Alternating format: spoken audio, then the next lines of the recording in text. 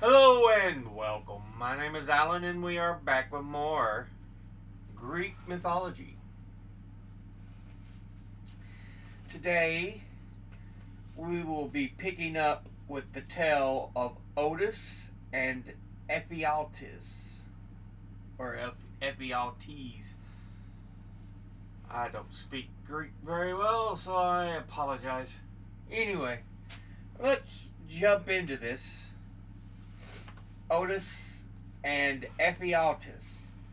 This story is alluded to in the Odyssey and the Aeneid, but only Apollodorus tells it in full. He wrote probably in the 1st or 2nd century AD.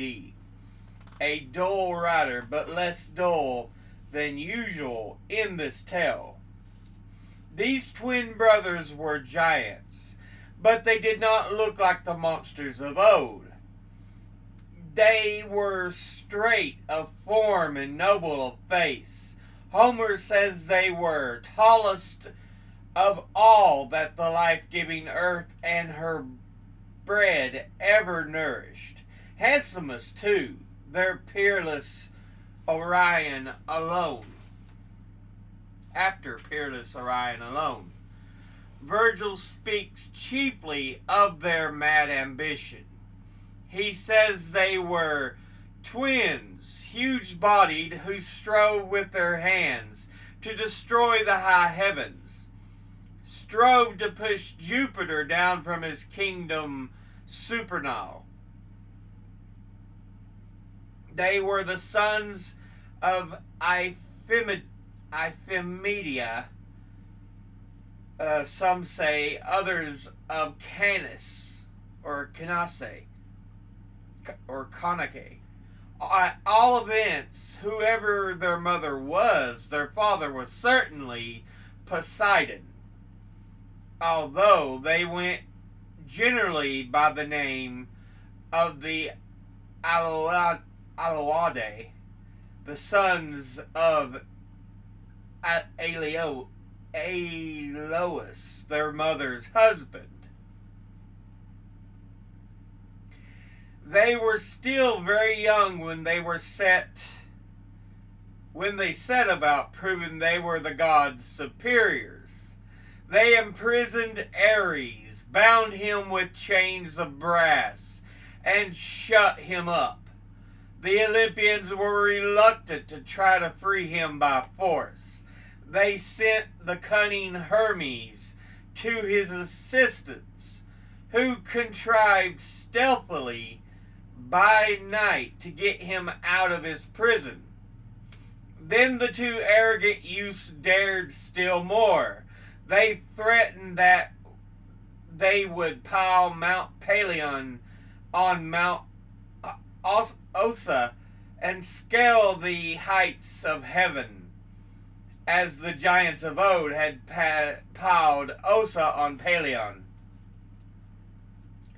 This passed the endurance of the immortals, and Zeus got ready his thunderbolt to strike them. But before he hurled it, Poseidon came begging him to spare them and promising to keep them in order. Zeus agreed, and Poseidon was good as his word. The twins stopped warring against heaven, and Poseidon felt pleased with himself.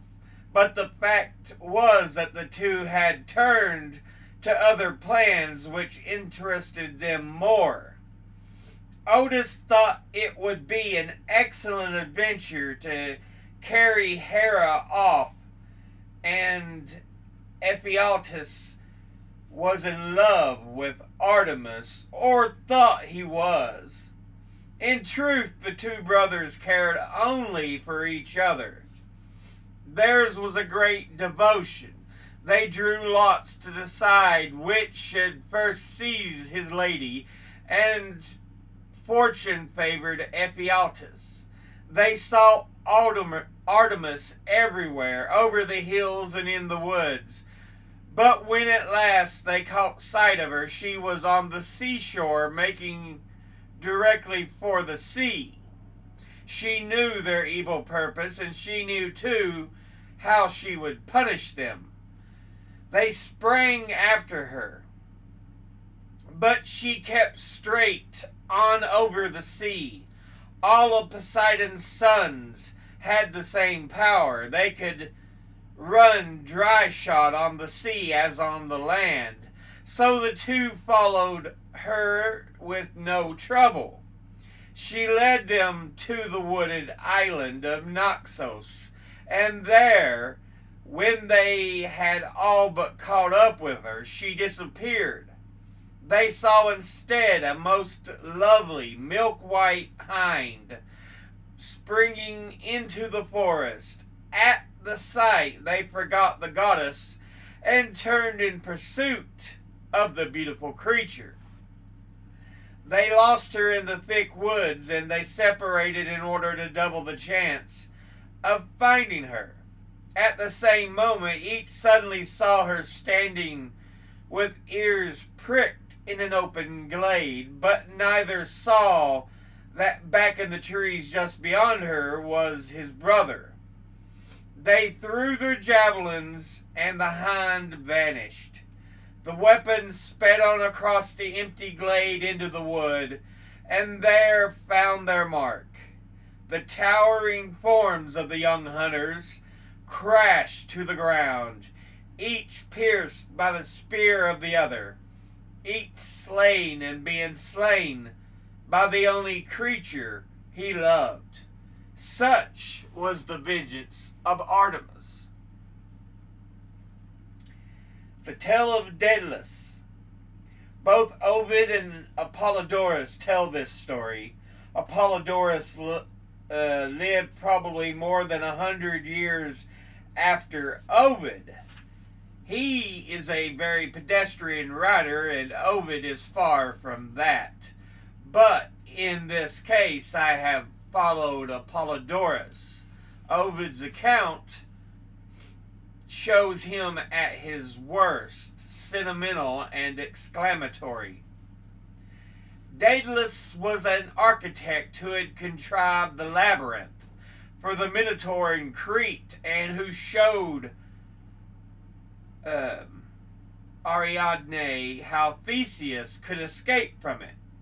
When King Minos learned that the Athenians had found their way out, he was convinced that they could have done so only if Daedalus had helped them. Accordingly, he imprisoned him and his son Icarus in the labyrinth. Certainly a proof that it was excellently devised, since not even the maker of it could discover the exit without a clue. But the great inventor was not at a loss. He told his son, "Escape may be checked by water and land, but the air and the sky are free." And he made 2 pairs of wings for them. They put them on, and just before they took flight, Daedalus warned Icarus to keep a middle course over the sea. If he flew too high, the sun might melt the glue and the wings drop off. However, as stories so often show, what elders say you disregard. As the two flew lightly and without effort away from Crete, the delight of this new and wonderful power went to the boy's head. He soared exultingly up and up, paying no heed to his father's anguished commands. Then he fell. The wings had come off. He dropped into the sea, and the waters closed over him. The afflicted father flew safely to Sicily. There he was received kindly by the king.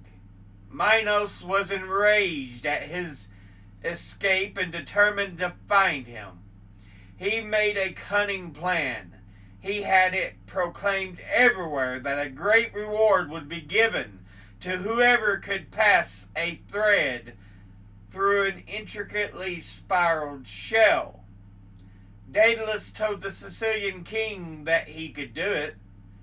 he bored a small hole in the closed end of the shell, fastened a thread to an ant, introduced the ant into the hole, and then closed it. When the ant finally came out at the other end, the thread, of course, was running clear through the twists and turns. Only Daedalus would think of that, Minos said, and he came to Sicily to seize him. But the king refused to surrender him, and in the contest, Minos was slain. And this brings about part 3. The great heroes before the Trojan War. And it gets to be quite a long chapter, so I think we will go ahead and end this episode here. It's going to be a short one, but that's okay. Yeah.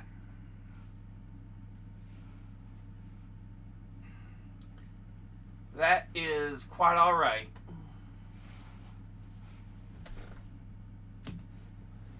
So, we get the tale of 2 giant brothers who caused a lot of problems for the gods.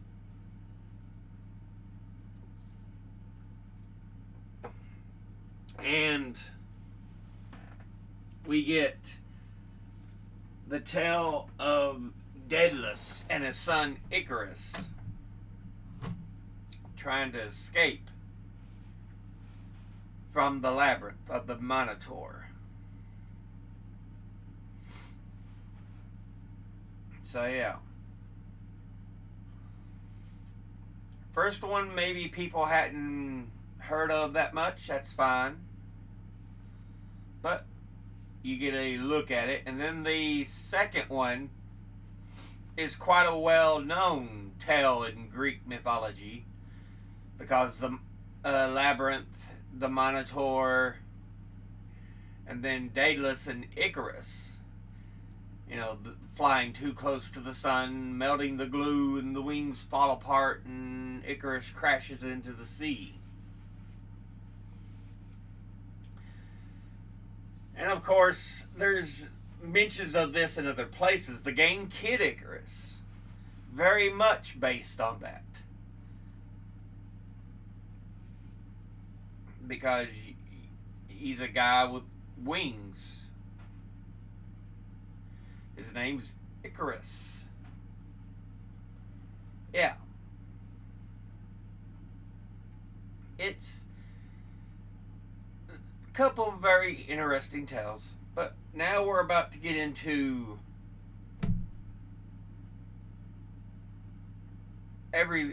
before the Trojan War.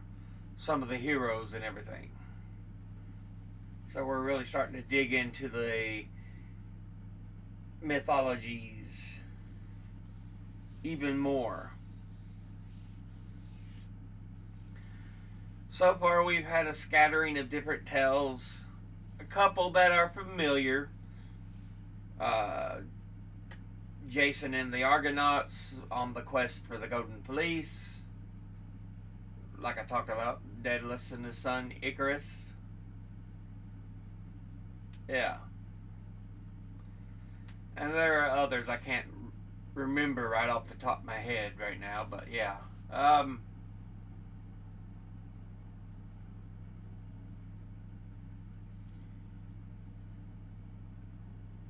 Now we're getting into some of the more interesting tales.